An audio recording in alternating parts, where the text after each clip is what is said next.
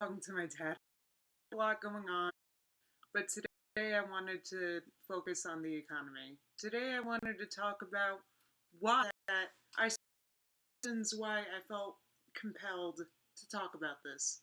So that's what I wanted. I can get open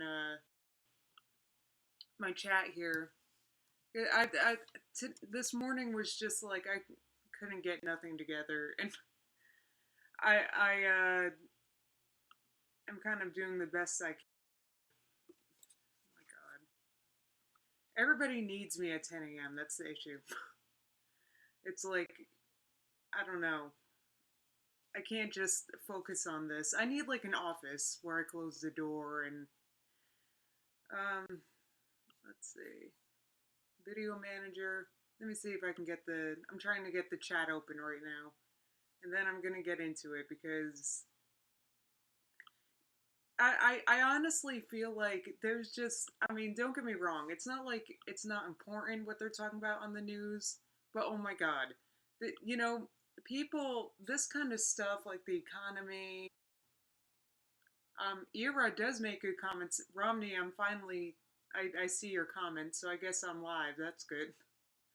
Because this is issue after issue this morning. I wanted to talk about how let's talk about the economy for like seconds. I know it's boring.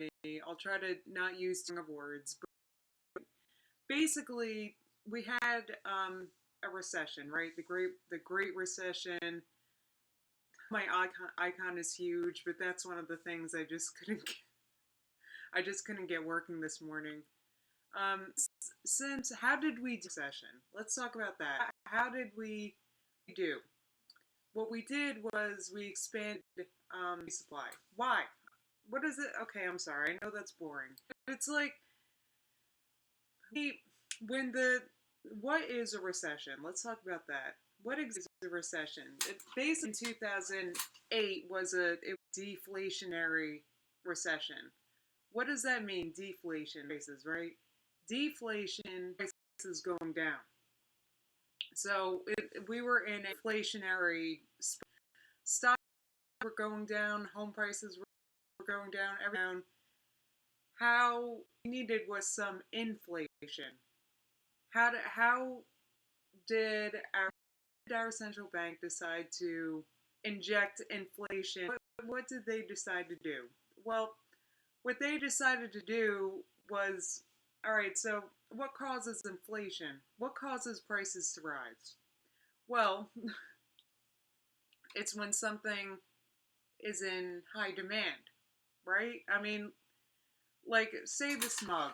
Let's say that there was only, I wish I could use an example using actual cash, but I never have cash. Anyway, let's say this mug. Let's say that there's only 3 of these mugs. Plus, look, this is a high demand mug, right? And I only have like 2 or 3 mugs I use. So this would be in higher demand than, say, a mug that you buy at Walmart that's like, $2. Why is it only $2? Because there's a million of those mugs. Because the shelves are stacked with that mug. But this mug, oh, this is a special mug. I only drink from a few of them, and it's just a special mug for some. So, what? How does the central bank do this without an actual increase in wages or anything that would cause inflation in a good economy? Because we haven't had any of that. What could a central bank do? Well, just print them, then those dollars that you just made up, they're all chasing the one thing. So it takes more, because there's dollars everywhere, it takes more dollars to buy the one thing. You get it? I hope that makes sense. Let me look at the chat. No one's saying anything except Romney, Mitt. That's okay. And from what I can see. The point being is that we stopped creating money in 2014. Quantitative easing, this whole thing. This whole operation, they gave a complicated name, quantitative easing. The average person then. what's happened since then is prices have really stagnated. One could argue that prices were rising too much, that there was maybe too much inflation, but since 2014, when we ended quantitative easing, there's been oil prices have gone down. The stock market hasn't gone anywhere, pretty much. What I was looking at was high-end real estate. High-end real estate has really leveled 2014, the middle of 2014. So this is something that I was just reading about on CNBC. So what I'm getting at is the reason why I think this is urgent is it's finally being talked about how quantitative easing was a failure. Even one of the architects of quantitative easing admits it was a failure, or the guy that made it up. There was a Rolling Stone article about it. The only place that would publish something like this is Rolling Stone because our media sucks. So quantitative easing failed, and now the central bank is like left with very few options. They can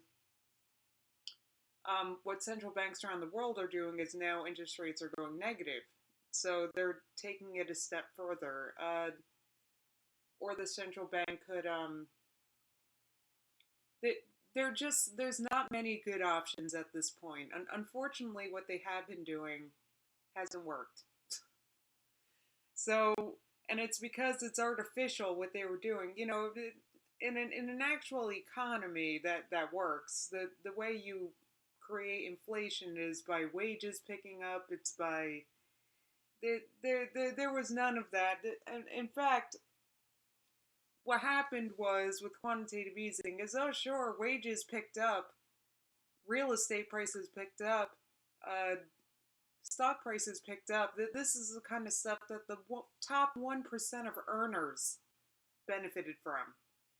And now it kind of stands to reason the pain from quantitative easing ending. And that's so the reason why I wanted to talk about this is we're going to be here. So we're looking at hold on, I have the exact figure written down. Total debt in the United States just reached 152 trillion. So at that point, it's like how you can't even begin to pay this back ever. You know what? So it's like extreme austerity, meaning we can tighten our belts and really try to hack away at this debt, but it's never going to happen. You're never going to pay this back, especially if the rest of the world isn't participating. The rest of the world is making it worse. They're making their interest rates below zero. And this is happening right now. Who knows? Like, so what we're looking at is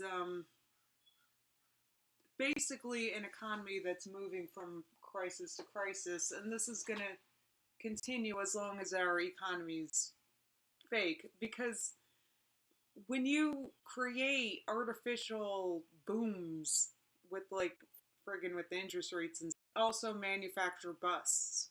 So in this environment, we're going to keep going from boom to bust. So, it's kind of cool what they do on TV. They make it seem like it has anything to do with who you elect for president on the day, when I actually have a lot to say. I feel like apparently the stream's not working. So I think I'm going to conclude this. Thank you for coming. This is going to go up on YouTube, and hopefully, I don't know. This is done.